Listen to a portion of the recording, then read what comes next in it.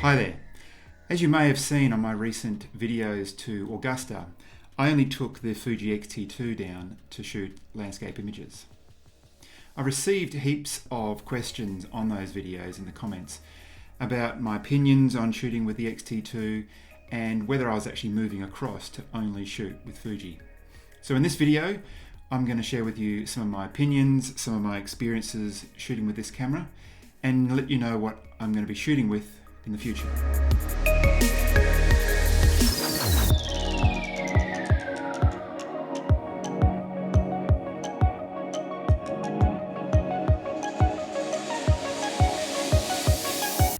Picking which camera is right for you is a completely personal choice. There's a whole range of different factors that go into making a decision like that, like what style you're shooting, what your needs are as a photographer, what you're trying to achieve creatively, or even whether it's a personal project or a product that you're trying to create for a client, and taking into account the client's needs.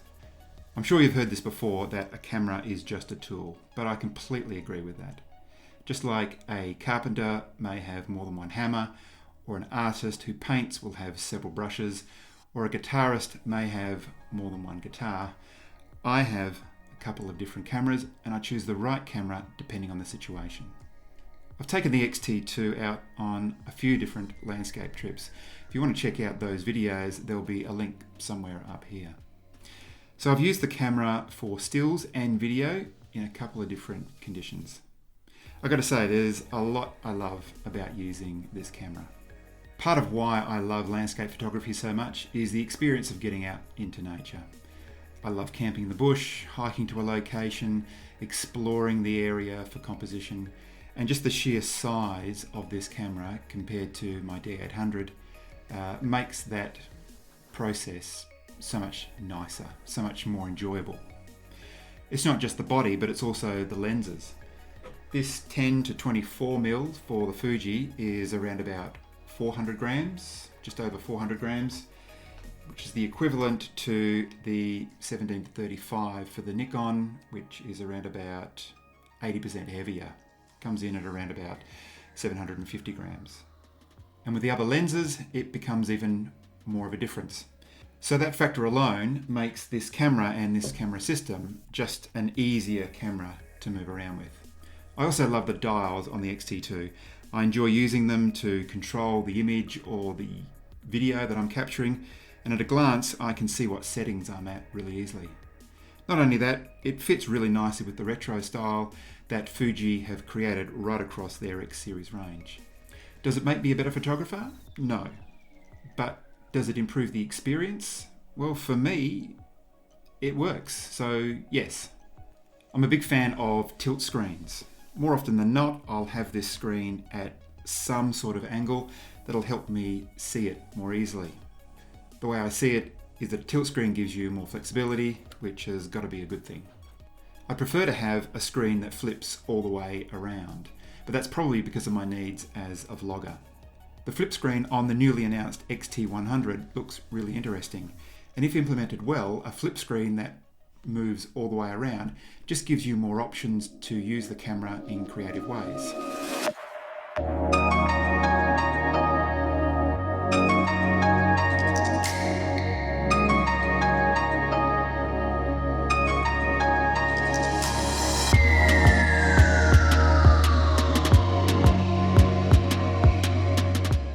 There are plenty of video features crammed into this camera, and Fuji continue to expand on those features through the firmware upgrades they provide. All the B-roll that I captured in the previous videos at Augusta were captured with this camera, and I'm really happy with the way that they turned out. One thing the X-T2 doesn't have is Embody image stabilization, or IBIS. While I wouldn't use it for landscape photography because I've got the camera mounted to a tripod most of the time, it does help for that smooth footage when I've got the camera handheld. So without it, I rely on the optical image stabilization that I found in some of the Fuji lenses, including this 18 to 55 kit lens, which I just love for video. For street and travel photography, the X-T2 is a great camera, and the video features means that it's a camera that comes with me on many trips. When it comes to landscape photography, there are some obvious advantages of the full frame sensor, like in the D800, that can improve some of the technical aspects of your images. These technical advantages aren't going to help you tell a better story. They're not going to improve your creative vision, so therefore they're not going to help you become a better photographer. However, this does have a better dynamic range. It's better in low light, giving me more detail in the shadows and less noise. So when I zoom in to images that I've taken in certain conditions like low light, into darker areas, particularly in the midground and the background of images, I notice I get more detail with the larger sensor of the D800. This is not a problem if I'm posting the images online or printing them at magazine size, but I have found that I do need to be careful with some images when printing them much larger. The advantages of the full frame sensor are to be expected. It's a larger sensor. The same would be the case for a medium format camera like the GFX 50S. Fuji, if you're listening, I'd love the opportunity to take that camera out for a spin. I've decided to sell one of these cameras. Can you guess which one it might be? I'm actually going to sell the D800.